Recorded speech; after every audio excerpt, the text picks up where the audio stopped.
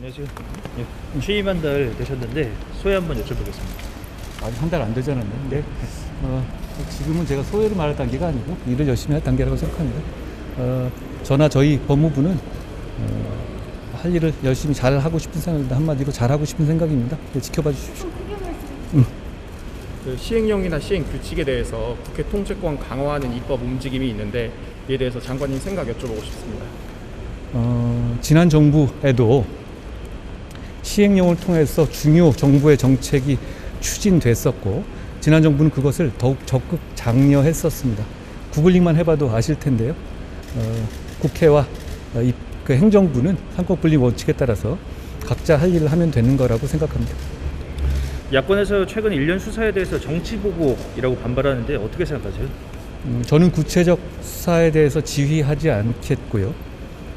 다만 아주 지극히 상식적인 일반론을 말씀드리자면 중대한 범죄를 수사하는 것을 정치보복이라고 부르는 것에 대해서 상식적인 많은 국민들께서 전혀 동의하지 않으실 거라고 생각합니다. 검찰과 경찰은 부패 범죄를 제대로 수사하라고 국민 세금으로 월급 받는 겁니다. 그 누구도 법 위에 있을 수 없다고 생각합니다. 백운규 전 장관 구속영장 기각은 어떻게 보시는지 여쭤보고 싶습니다. 제가 구체적 사건에 대해서 관여하지 않겠다고 말씀드렸고요. 다만 부패 범죄에 대해서 제대로 수사해서 국민을 보호하는 것은 검경의 존재 이유라고 생각합니다. 차기 대선 주자 선호도 조사에 이름 올리셨는데 이 같은 현상 어떻게 보고 계시나요? 제가 자세히 안 봤고요. 저는 제 할 일을 열심히 하겠습니다. 그 전현직 공무원들이 식사나 휴게 시간도 전현직 교정 공무원들이 식사나 휴게 시간도 근무 시간으로 인정해달라고 소송을 내서 1심에선 법무부가 패소하고 지금 2심 진행 중인데요. 법무부 차원에서는 어떻게 대응하실 생각이신지 궁금합니다. 공직자라든가 이런 부분의 처우에 대해서는 서로 간에 현실적으로 할 수 있는 부분이 있고 현실적으로 원하는 부분이라든가 뭐 예산만 되면 다 되면 좋겠죠. 그렇지만 이제 또 현실 세계에서 할 수 있는 부분들은 또 한계가 있기 때문에 서로 선의를 가지고 또 그렇게 소송을 하는 것 자체가 잘못된 건 아니거든요. 거기서 각자 입장을 잘 설명하고 거기에 대해서 법원이 판결하면 거기에 맞춰가지고 거기에 맞는 또 제도를 잘 마련하겠습니다. 이번 법무연수원 정원 확대 취지는 어떻게 됩니까? 법무연수원 정원 확대요. 예. 그저 직제 개편하는 거예요? 예. 좀 아주 좀 디테일한 부분이 한데요. 뭐 시간 괜찮으시면 세 가지 정도가 생각할 수 있겠죠. 일단 법무연수원이라는 곳이 유일하게 어떻게 법무행정과 이 법제를 연구하는 곳인데요. 그동안에 연구 기능이 많이 비활성화되어 있었고요. 그러니까 이 직제 개편을 통해 가지고 우수한 자원을 보낼 수 있는 직제 개편이 필요한 겁니다. 그게 첫 번째고요. 두 번째로는 최근에 감찰이나 수사로 인해 가지고 그 감찰이나 수사 상태가 오래 지속되는 고위급 검사들의 숫자가 많이 늘어나고 있잖아요. 그런 상황에서 검찰이 그런 분들을 직접 그 국민을 상대로 수사하거나 재판을 하는 임무에 이 장기간 두는 것에 대해서 좀 전 문제가 있다고 생각합니다. 그런 차원에서 그런 제도는 불가피하고요. 마지막으로 이건 조금 더 디테일한 부분인데요. 얼마 전에 검사장급에 대해서 차관급 대우가 폐지가 되지 않았습니까?